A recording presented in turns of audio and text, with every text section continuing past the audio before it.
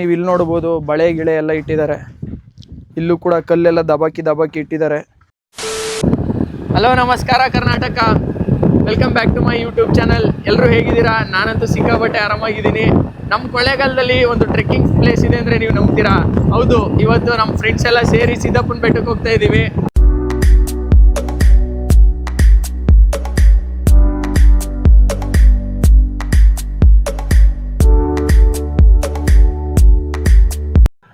Guys, ನೀವೇನಾದರೂ ಸಿದ್ದಪ್ಪನ ಬೆಟ್ಟಕ್ಕೆ travel ಮಾಡ್ತಾ ಇದ್ದೀನಿ ಅಂತಂದರೆ ಮೊದಲು ಕೊಳ್ಳೇಗಾಲಕ್ಕೆ ಬರಬೇಕಾಗುತ್ತೆ. ಬ್ಯಾಂಗ್ಳೂರಿಂದ ಬರ್ತೀನಿ ಅಂದರೆ ಸುಮಾರು 150 ಕಿಲೋಮೀಟ್ರ್ ಆಗುತ್ತೆ.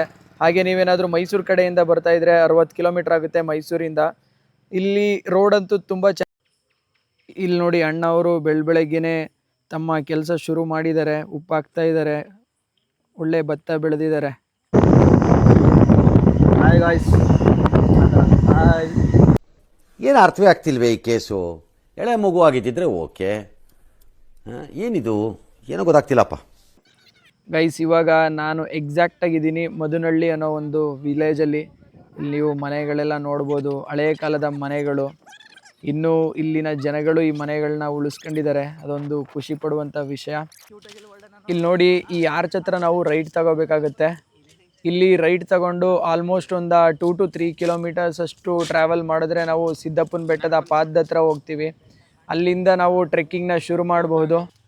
ಗೈಸ್, ಈಗ ನಾವು ಫೈನಲಿ ರೀಚ್ ಆಗಿದ್ದೀವಿ ಸಿದ್ದಪ್ಪನ ಬೆಟ್ಟಕ್ಕೆ. ಇಲ್ಲಿಂದನೇ ಶುರುವಾಗೋದು ನಮ್ಮ ಇವತ್ತಿನ ಟ್ರೆಕ್ಕಿಂಗು. ಇಲ್ಲಿ ನೋಡ್ತಾ ಇರ್ಬೋದು ನೀವು, ಕೆಳಗಡೆ ಈ ಥರ ಇದೆ ವ್ಯೂವು. ಮತ್ತು ಇನ್ನೊಂದೇನಪ್ಪ ಅಂತಂದರೆ, ಇಲ್ಲಿ ನಿಮಗೆ ಸಪ್ರೇಟಾಗಿ ಪಾರ್ಕಿಂಗ್ ಏರಿಯಾ ಅಂತ ಏನೂ ಇಲ್ಲ. ಅಲ್ಲಿ ಓಪನ್ ಸ್ಪೇಸಲ್ಲಿ ನಿಮ್ಮ ಬೈಕ್ಗಳನ್ನ ನಿಲ್ಲಿಸ್ಬೇಕಾಗಿರುತ್ತೆ.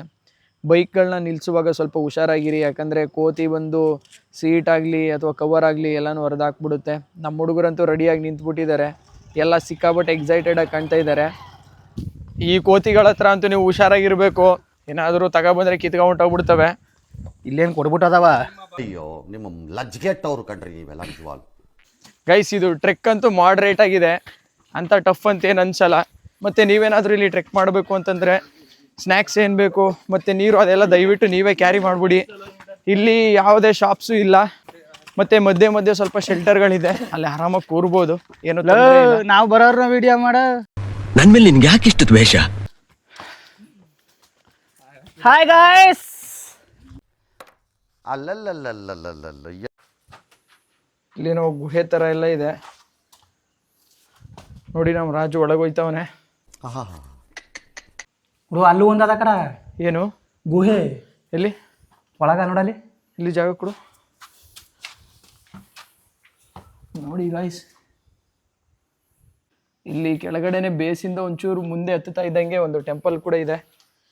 ಬನ್ನಿ ನಮ್ಮ ಜರ್ನಿ ಕಂಟಿನ್ಯೂ ಮಾಡೋಣ. ಇಲ್ಲೂ ಕೂಡ ಆ ಕಾಲದಲ್ಲಿ ಋಷಿ ಮುನಿಗಳೆಲ್ಲ ತಪಸ್ ಮಾಡ್ತಾ ಇದ್ರು ಅನ್ಸುತ್ತೆ ನೋಡಿ. ಗುಹೆ ಒಳಗೆ ಇಲ್ಲಿ ಮಲ್ಕೊಳಕ್ಕೆಲ್ಲ ಹೆಂಗೆ ಮಾಡಿದ್ದಾರೆ. ಮಲ್ಕೊಳಕ್ಕೆಲ್ಲ ಕಡೆ ಕೂತ್ಕೊಳಕ ಅದು ಮಲ್ಕೊಳ ಶೇಪ್ ಆಯ್ತಲ್ಲ, ದಿಂಬು ಥರ. ಮಚ್ಚ, ಇಲ್ಲಿ ಒಂದು ಕರಡಿ ಇತ್ತಂತೆ ನೋಡಿ. ಇದೇ ನಮ್ಮ ದೊಡ್ಡ ಕರಡಿ. ಈ ಕರಡಿನ ನೋಡ್ಕೊಳ್ಳಿ. ಜನ್ಮಕ್ಕೆ ಹೋಗೋ. ಈ ಥರ ಇದೆ ಸ್ಟೆಪ್ಗಳು. ವೈ ಅಲ್ಲೋಡಿ ಸೆಂಡಿಂಗ್ ಆಗಿ ಇಂಥ ಲವ್ ಸ್ಟೋರಿಗಳನ್ನ ತುಂಬಾ ನೋಡ್ಬೋದು ನಾವು ಬಂಡೆ ಮೇಲೆ. ಇಲ್ಲಿ ಬಂದರೆ ನೀವು ಜಂಗ್ಲಿ ಅವ್ರ ಹೆಸರಿದೆ ಇಲ್ಲಿ. ಯಾರೋ ಒಳ್ಳೆ ಹುಡುಗ ಇದ್ದಾನೆ, ಒಳ್ಳೆ ಹುಡುಗ. ಯಾವುದೋ ಒಬ್ಬ ಲವರ್ ಬಾಯ್ ಶಿವು. ಈ ಕಣ್ಣಲ್ಲಿ ಇನ್ನೀ ಏನೇನು ನೋಡ್ಬೇಕು. ನಾವೆಲ್ಲ ಈ ಥರ ಟ್ರೆಕ್ಕಿಂಗ್ ಮಾಡೋಕ್ಕೆ ಈ ದೇಶ ಎಲ್ಲ ಸುತ್ತೀವಿ, ಗೊತ್ತಿಲ್ದಿರೋ ಪ್ಲೇಸ್ಗಳಿಗೆಲ್ಲ ಹೋಗ್ತೀವಿ. ಬಟ್ ನಮ್ಮ ಪಕ್ಕದಲ್ಲಿರೋ ಊರನ್ನೇ ಮರ್ತ್ಬಿಟ್ಟಿರ್ತೀವಿ. ಸೊ ನೀವು ಫ್ರೀ ಆದಾಗ ಒಂದ್ಸಲ ವಿಸಿಟ್ ಮಾಡಿ. ಇದೆ, ಇಲ್ಲೊಂದು ಸಮಸ್ಯೆ ಖಂಡಿತ ಇದೆ. A few moments later. Sir, ವಾತಾವರಣ ಇಷ್ಟೊಂದು ಚೆನ್ನಾಗಿದೆ, ಸಾಯೋಣ ಅಂತ ಅನ್ಕೊಂಡವನ್ಗೂ ಬದುಕಕ್ಕೆ ಆಸೆ ಹುಟ್ಟಿಸ್ಬಿಡುತ್ತೆ, ಅಷ್ಟೊಂದು ಚೆನ್ನಾಗಿದೆ. ಗೈಸ್, ಒಂದು ಅರ್ಧ ದಾರಿ ಹತ್ತುತ್ತಾ ಇದ್ದಂಗೆ, ಅರ್ಧನೂ ಇಲ್ಲ ಕಾಲ್ ಭಾಗ, ಈ ಶೈಲಿಂಗ್ ಅನಿಸ್ತು ಟ್ರೆಕ್ಕಿಂಗು ಚಂದ ಅನಿಸ್ತು. ಆದರೆ ಕಾಲುಗಳು ಮಾತ್ರ ತುಂಬಾ ಏನೋ ಒಂಥರ ಆಗಿದೆ. ಇಲ್ಲಿ ನೋಡಿ, ಇಲ್ಲೊಬ್ರು ಮಲಗ್ಬಿಟ್ಟಿದ್ದಾರೆ. ಈ ಟ್ರೆಕ್ಕಿಂಗ್ ಮಾಡೋದು ಅಯ್ಯಯ್ಯಪ್ಪೋ.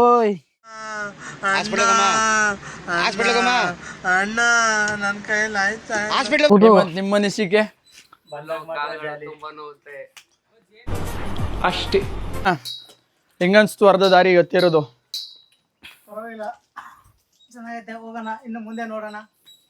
ಮಜಾ ಆಯಾ. ಗೈಸ್ ಬರೀ ಟ್ರೆಕ್ಕಿಂಗ್ ಮಾತ್ರ ಅಲ್ಲ, ಬೈಕಲ್ಲಿ ಕೂಡ ಬರ್ಬೋದು. ಆದರೆ ರೋಡು ಅಷ್ಟೊಂದು ಚೆನ್ನಾಗಿಲ್ಲ. ಅದಕ್ಕೆ ಸ್ಟಾರ್ಟ್ ಮಾಡಿದ್ದಾರೆ ಕೆಲಸನ, ಆಗ್ತಾ ಇದೆ. ಒಟ್ಟಲ್ಲಿ ಮಣ್ಣು ರೋಡ್ ಇದೆ. ಯಾರಾದರೂ ಆಫ್ ರೋಡ್ ಪ್ರಿಯರ್ ಇದ್ದರೆ ಒಂದ್ಸಲ ಟ್ರೈ ಮಾಡಿ. ನೋಡಿ ಗೈಸ್, ಅಲ್ಲಿ ರೋಡ್ ಕಾಣಿಸ್ತಾ ಇದೆ. ಆ ರೋಡಿಂದ ನೀವು ಬೈಕಲ್ಲೂ ಕೂಡ ಬರಬಹುದು. ಹಾಗೆ ವ್ಯೂ ನೋಡಿ ಹೆಂಗಿದೆ ಅಂತ.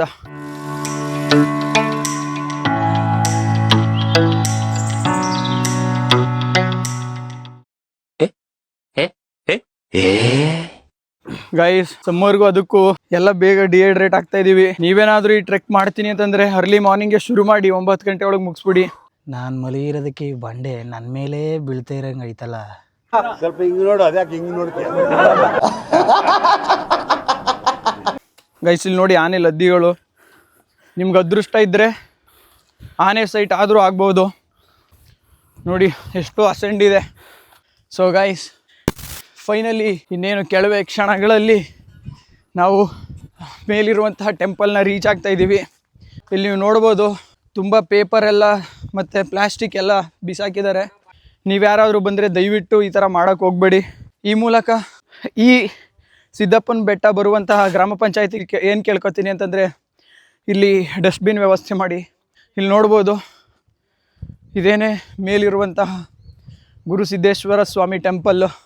ಸದ್ಯಕ್ಕೆ ಇಲ್ಲಿ ಪೂಜೆ ಮಾಡುವಂಥವ್ರು ಯಾರೂ ಇಲ್ಲ. ನೋಡಿ ಅಲ್ಲಿದೆ ಟೆಂಪಲ್ಲು. ಗೈಸ್ ಇಲ್ಲಿನ ಮೇನ್ ಪಾರ್ಟ್ ಬಂದು ಇಲ್ಲಿ ಗಾಳಿ ಬಿಡಿಸ್ತಾರೆ. ಸಾರಿ ಅಂದರೆ ದೆವ್ವ ಗಿವ್ವ ಮೆಟ್ಕೊಂಡಿರೋರಿಗೆ ದೆವ್ವ ಬಿಡಿಸ್ತಾರೆ ಅಂತ. ಸೊ ಅದರಲ್ಲಿ ಮೊದಲನೇ ಪ್ರೊಸೀಜರ್ ಏನಂತಂದರೆ, ನಿಮಗೆ ದೆವ್ವ ಮೆಟ್ಕೊಂಡಿದೆ ಅಥವಾ ದೆವ್ವ ಹಿಡ್ಕೊಂಡಿದೆ ಅಂತ ಯಾವ ರೀತಿ ಕಂಡುಹಿಡಿತಾರೆ ಅಂತಂದರೆ, ಇಲ್ಲಿ ಒಂದು ಗಾಳಿ ಕಲ್ಲು ಅಂತಿದೆ. ಆ ಗಾಳಿ ಕಲ್ಲು ಒಳಗಡೆ ನುಗ್ಗಬೇಕಂತೆ. ಆ ಗಾಳಿ ಕಲ್ಲಲ್ಲಿ ನುಗ್ಗಿ ಆ ಕಲ್ಲಲ್ಲಿ ಸಿಗಾಕಬಿಟ್ರೆ ನಿಮಗೆ ದೆವ್ವ ಇದೆ ನಿಮ್ಮ ಮೈಯಲ್ಲಿ ಅಂತ ನೋಡ್ಬೋದು. ಇದೇನೇ ಗಾಳಿ ಕಲ್ಲು. ಈ ಒಂದು ರಂಧ್ರದಿಂದ ಆ ಕಡೆ ಮಲಗಿ ಈ ಕಡೆ ಪಾಸ್ ಆಗಬೇಕು. ಈ ಕಡೆ ತೋರಿಸ್ತೀನಿ ರೀ ಹಂಗೆ. ಇಲ್ಲಿ ನೋಡಿ ಗೈಸ್ ವಿವೋ. ಇಲ್ಲಿ ಬಂದಾಗ ತುಂಬ ಹುಷಾರಾಗಿರಬೇಕು, ಜಾಗ ಸರಿ ಇಲ್ಲ. ಇಲ್ಲಿಂದ ನುಗ್ಗಿ ಗೈಸ್ ಇಲ್ಲಿ ನೋಡಿ ನಮ್ಮ ರಾಜು ಟ್ರೈ ಮಾಡ್ತಾವನೆ. ತಾಳೆ ಹೋವ ಎದೆಯಿಂದ ಜಾರಿ ಜಾರಿ ಹೊರ ಬಂದ.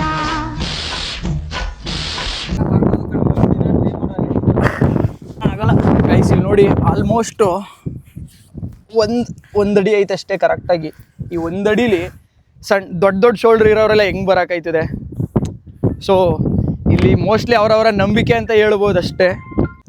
ಗೈಸ್ ಈ ಬೆಟ್ಟದ ಸೌಂದರ್ಯನೇ ಬೇರೆ ಲೆವೆಲ್ ಅನ್ಕೊಳ್ಳಿ. ಇಲ್ಲಿರುವ ಮರ, ಗಾಳಿ, ಶಾಂತಿ, ಇದು ಮೈಂಡ್ನ ಸಿಕ್ಕಾಬಟ್ಟೆ ರಿಫ್ರೆಶಿಂಗ್ ಅನಿಸುತ್ತೆ.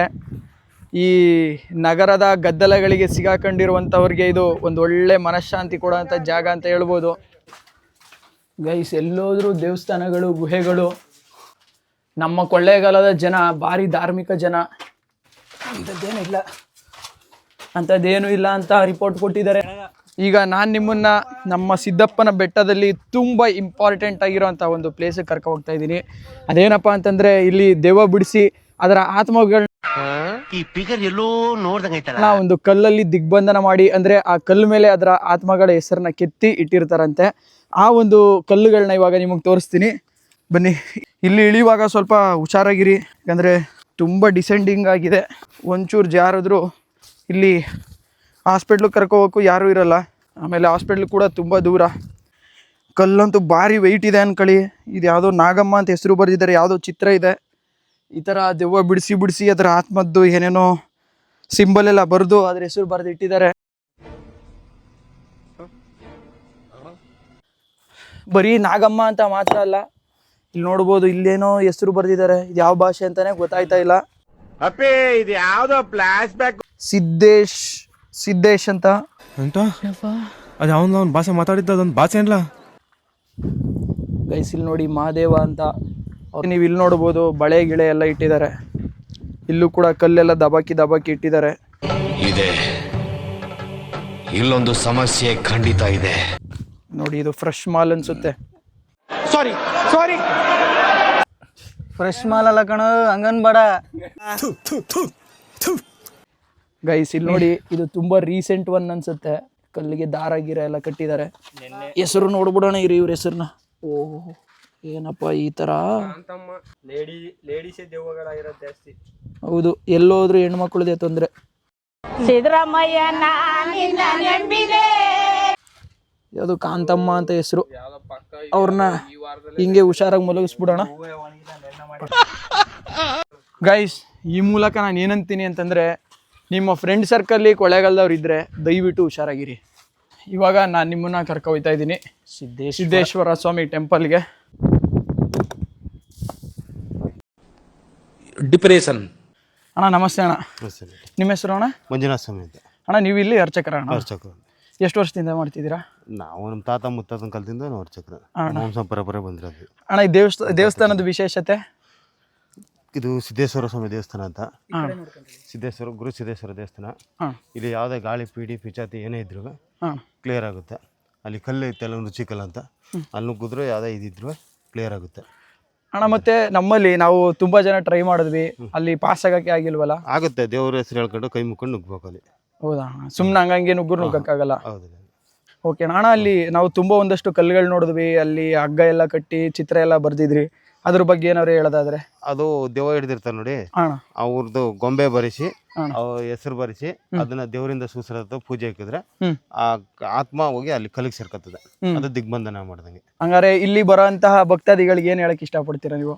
ಇಲ್ಲಿ ಬರೋ ಭಕ್ತರಿಗೆ, ಇಲ್ಲಿ ಬಂದವ್ರಿಗೆ ಎಲ್ಲರಿಗೂ ಒಳ್ಳೇದಾಗಿದೆ, ಯಾರಿಗೇನು ಮೋಸ ಏನಾಗಿಲ್ಲ.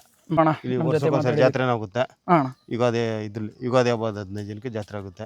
ತೇರು ಕೊಂಡ ಎಲ್ಲ ಆಗುತ್ತೆ. ಸಿದ್ದೇಶ್ವರಂಗೆ ತೇರಾಗುತ್ತೆ, ವೀರಭದ್ರೇಶ್ವರ ಅರಣ್ಯತೆಗೆ ಕೊಂಡಾಗುತ್ತೆ.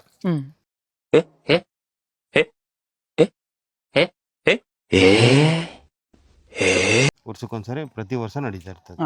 ಈ ವಿಡಿಯೋ ಮೂಲಕ ಈ ಫಿಗರ್ ಎಲ್ಲೋ ನೋಡ್ದಂಗೈತಲ್ಲ, ಈ ಸಂಬಂಧಪಟ್ಟ ಗ್ರಾಮ ಪಂಚಾಯತಿಗೆ ನಾ ಏನಂತ ಹೇಳಕ್ ಇಷ್ಟಪಡ್ತೀನಿ ಅಂತಂದ್ರೆ, ಆದಷ್ಟು ಬೇಗ ಇಲ್ಲಿಗೆ ಒಂದು ಡಸ್ಟ್ಬಿನ್ ನೀವು ಒದಗಿಸ್ಕೊಡಿ. ಯಾಕಂದ್ರೆ ಪ್ಲಾಸ್ಟಿಕ್ನ ಅಲ್ಲಿ ಇಲ್ಲಿ ಬಿಸಾಕೋದ್ರಿಂದ ತುಂಬಾ ಪ್ರಾಣಿಗಳು ಓಡಾಡ್ತಾ ಇರುತ್ತೆ, ಮತ್ತೆ ತುಂಬಾ ತೊಂದರೆಗಳಾಗುತ್ತೆ. ಮತ್ತೆ ಒಳ್ಳೆ ಪರಿಸರ, ಇದನ್ನ ನಾವು ಉಳಿಸ್ಕೊ ಹೋಗೋಂಥ ಪ್ರಯತ್ನ ಮಾಡೋಣ. ಪುರಾತ ಕಾಲದಿಂದ ಇದು ದೇವಸ್ಥಾನ. ಇದು ಶಿಷ್ಯ ಗುರುಗಳ ಶಿಷ್ಯರಿದ್ದಂಥ ಜಾಗ. ಅದು 7 ಮನೆ ಗವಿ ಇದು ಒಳಗಡೆ. ಯಾವಾಗ್ಲೂ 7 ಮನೆ ಇದೆ ಒಳಗಡೆ. ಹೋಗಿ ಒಂದು 4 ಗವಿಗಂಟು ಹೋಗ್ಬೋದು ಅಷ್ಟೇ, ಮುಚ್ಚಿಬಿಡ್ತದೆ. ಎಷ್ಟು ಗವಿ ಐತೆ ಅಣ್ಣ ಇಲ್ಲಿ? 7 ಮನೆ ಐತೆ. ಇಲ್ಲಿ ಕೆಳಗೆ ಗವಿ ಇರೋದೇ ಒಳಗಡೆ ರೂಮ್ ಕಾಣಾಗೈತೆ. ತೋರಿಸಿ ಹೋಗಕ್ಕೆ ಆಯ್ತಾ ಇಲ್ಲ ನೋಡಿ. 7 ಮನೆಗೆ ಹೋಗ್ಬೋದು.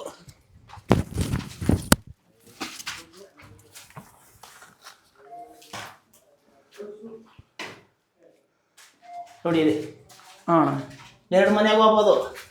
3ನೇ ಮನೆಗೆ ಹಿಂಗೆ ಹೋಗ್ಬೇಕು. ಇಲ್ಲೇ 7 ಇರೋದಣ್ಣ? 7 ಮನೆಗೆ ಐತೆ ನೋಡಿ, ಗವಿ ಐತೆ ಅಣ್ಣ. ಬಾವ್ಲಿ ಗಿವ್ಲಿಗಳೆಲ್ಲ ಏನೂ ಇಲ್ಲ? ಏನೂ ಇಲ್ಲ ಅಣ್ಣ. ಏನಕ್ಕೆ ಈ ಗವಿಗಳು ಮಾಡಿದ್ದು? ಆವಾಗ ಪುರಾತ ಕಾಲದ ಸ್ವಾಮಿ.